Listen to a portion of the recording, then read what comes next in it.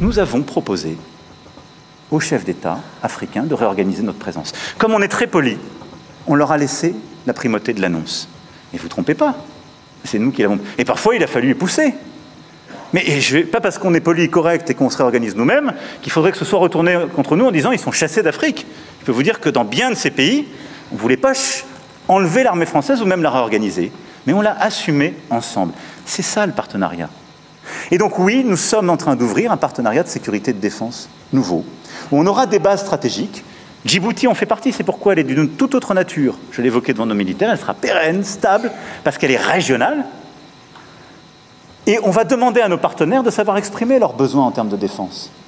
Après ces propos qui ont été tenus par M. Emmanuel Macron, président actuel de la France, des propos concernant le retrait des bases militaires françaises dans les pays africains, notamment le Sénégal, la Côte d'Ivoire, le Tchad, des propos que M. Ousmane Sonko juge erronés et il est venu dans un post sur sa page officielle en disant ceci. Le président Emmanuel Macron a affirmé aujourd'hui que le départ annoncé des bases militaires françaises aurait été négocié entre les pays africains qui l'ont décrété et la France. Il poursuit en estimant que c'est par simple commodité et par politesse que la France a consenti la primeur de l'annoncer à ces pays africains.